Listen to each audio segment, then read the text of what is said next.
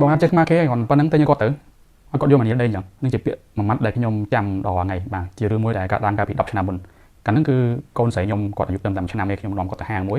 ហើយនិយាយតែគាត់ឃើញរបស់គាត់ចំបានគាត់យំបោកខ្លួនយំនិយាយដីផ្អើលគេផ្អើលឯងវិញហ្នឹងបាទហើយមានអ្នកខ្លះគាត់មកជួយលួងជួយអីថាចាំអ៊ំចាំមីងទិញឲ្យអីចឹងទៅបាទអ្នកខ្លះទៀតគាត់មើលមកខ្ញុំដូចកសែភ្នែករបៀបថាខ្ញុំនឹងឪពុកចិត្តកោអីចឹងទៅបាទគាត់តែប៉ុណ្្នឹងមិនទិញឲ្យកូនខ្ញុំខ្មាស់គេដែរប៉ុន្តែខ្ញុំសុខទឹកទ្រាំបាទទឹកទ្រាំខ្ញុំឲ្យគាត់យំអស់ខ្យល់ប៉ុន្តែពេលដែលយំហ្នឹងគឺខ្ញុំនៅអង្គុយក្បែរគាត់ពួកខ្ញុំខ្លាចពេលគាត់យំទៅគាត់បោកក្បាលបោកអីឬក៏នាលទៅប៉ះទូអីវ៉ាន់អីធ្លាក់អីលើគាត់គ្រោះថ្នាក់ដល់គាត់ហើយតែហ្នឹងយំប្រហែលជា2 3នាទីហើយគាត់រៀងស្ងប់យំបន្តិចខ្ញុំក៏ទៅពរគាត់ទៅលួងគាត់ទៅឯគាត់ហើយខ្ញុំសុំទៅគាត់ថាអូប៉ា sorry បាទទិញអាហ្នឹងឲ្យកូនបានទេព្រោះយើងមកហ្នឹងមិនទិញអាហ្នឹងទេយើងទិញអាបោះផ្សេងណាបាទអញ្ចឹងបើកូនចង់បានអាហ្នឹងថ្ងៃក្រោយប៉ាទិញឲ្យគាត់ជប់យំតិចហើយខ្ញុំបញ្យល់ហេតុផលគាត់ហើយខ្ញុំក៏ពោគាត់ចេញមកពេលតែពោហ្នឹងក៏កំពុងតែយំហើយទឹកភ្នែកទឹកសបោហ្នឹងស្រក់ពេញអាវខ្ញុំតែបច្ចុប្បន្នគាត់អាយុ12ឆ្នាំហ្នឹងគាត់បានជាប់ហៅក៏ទៅរៀននៅសិង្ហបុរីតាមរយៈកម្មវិធីសិប្បកម្មដែលខ្ញុំនិយាយក្នុងវីដេអូមុនហ្នឹងណាបាទគឺគាត់ហ្នឹងហើយកាលហ្នឹងទៅសល់រូបថតហ្នឹងដោយសារម្ដាយគាត់ទៅជាមួយដែរហើយគាត់ថតបាទម្ដាយគាត់ដូចខ្ញុំដែរគឺថា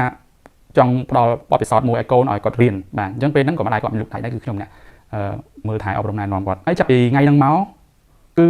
កូនស្រីខ្ញុំអត់ដែលមានបោកខ្លួនយំអានីលទីអីម្ដងជាលើកទី2គឺអត់មានតតែសោះហើយតែពិតកូនស្រីខ្ញុំ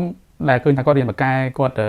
ចេះមើលថែខ្លួនឯងគាត់ធ្វើអីខ្លួនឯងបានទាំងអស់ហ្នឹងមិនមែនគាត់ស្លូតស្រួលរៀនទេគាត់ពីក្មេងមកគឺឆ្នះបាទចាំទៅក្រោយខ្ញុំមានវីដេអូផ្សេងៗទៀតមានវីដេអូគាត់ច្រើនខ្ញុំដាក់ឲ្យបងប្អូនមើលគឺគាត់ឆ្នះឆ្នើមបា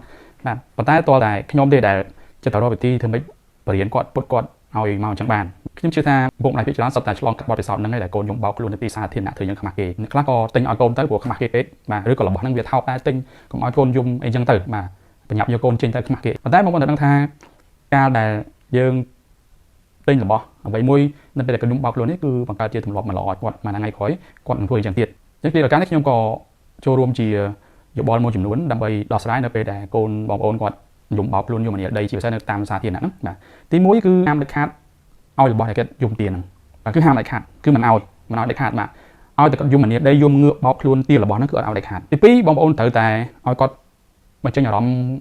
stress របស់គាត់មិនថាគាត់យំហ្នឹងមិនថាគាត់ stress ទេគាត់យំគាត់អានីលដីហ្នឹងឲ្យគាត់យំឲ្យអស់ខ្យល់បើគាត់យំយ៉ាងច្រើន2 ទៅ 3 នាទីអស់ខ្យល់ហើយប៉ុន្តែត្រូវតែនៅក្បែរគាត់ព្រោះពេលដែលយំបោកខ្លួនហ្នឹងគឺជាពេលដែលគ្រោះថ្នាក់អាចបោកក្បាលអាចលំលខ្លួនបោកត្បុកទូទៅធ្លាក់អីលើអញ្ចឹងទៅទី3នៅពេលដែលគាត់ស្ងប់យំបន្តិចបងប្អូនត្រូវតែចូលទៅក្បែរគាត់លួងគាត់អោបគាត់ហើយសុំទោសគាត់បើរបស់ហ្នឹងជារបស់ល្អដែលគាត់អាចទិញបានលេងបានបងប្អូនត្រូវសន្យាទិញឲ្យគាត់នៅពេលក្រោយដោយភ្ជាប់លក្ខខណ្ឌអ្វីមួយខណ្ឌដែលយើងភ្ជាប់ហ្នឹងដើម្បីទៅបរៀនគាត់នៅរឿងផ្សេងនៅអត្តចរិតកិរិយាផ្សេងដូចជាឲ្យខំរៀនជាងមុនឲ្យធ្វើនេះធ្វើនោះរឿងដែលល្អគាត់ធ្វើបានដូចប៉ុណ្ណឹងយើងទិញអាហ្នឹងឲ្យមួយទៀតគឺទីសាស្ត្រដើម្បីការពារគាត់កុំឲ្យគាត់យំបោកខ្លួនយំអានីលដីយំងើអីតាមទីសាធារណៈយំទាយើងហ្នឹងទី1បងប្អូនត្រូវរកមូលហេតុឲ្យច្បាស់លាស់សិនតើហេតុអីបានជាគាត់ចូលចិត្តយំអានីលដីបោកខ្លួននៅទីសាធារណៈទីរបស់យើងមូលហេតុចម្បងជាងគេដោយសារគាត់ប្រើវិធីសាស្ត្រហ្នឹងមានប្រសិទ្ធភាពមិនថារាល់ដងគាត់យំអញ្ចឹងធ្វើអញ្ចឹងយើងទិញឲ្យគាត់មូលហេតុទី2គឺគាត់អាចឃ្លានក្មេងខ្លះដែរគាត់ឃ្លានហើយគាត់ stress កាលណាឃ្លាន stress ឆាប់ខឹងគឺគាត់យំបោកខ្លួនដែរបើមានអីតិចគាត់យំបោកខ្លួនខឹងយំបោកខ្លួនគាត់អត់ទាន់ចេះគេហៅថាបញ្ចេញអារម្មណ៍អត់ទាន់ចេះនិយាយបញ្យល់ហេតុផលអញ្ចឹងណាដឹងតែឃ្លានដឹងតែយំបោកខ្លួនអញ្ចឹងបញ្ហាទី3គឺដោយសារឪពុកម្ដាយក៏អត់មានដំណងល្អមួយកូនក្មេងដែរគាត់អត់សូវមានដំណងមួយឪពុកម្ដាយហើយគាត់ខ្វះការខុសភាពក្រៅពីឪពុកម្ដាយអញ្ចឹងគាត់ពេលដែលគាត់ចង់ឲ្យឪពុកម្ដាយយកទៅដាក់មួយគាត់ខ្វល់ពីគាត់គឺមានតែគាត់យំ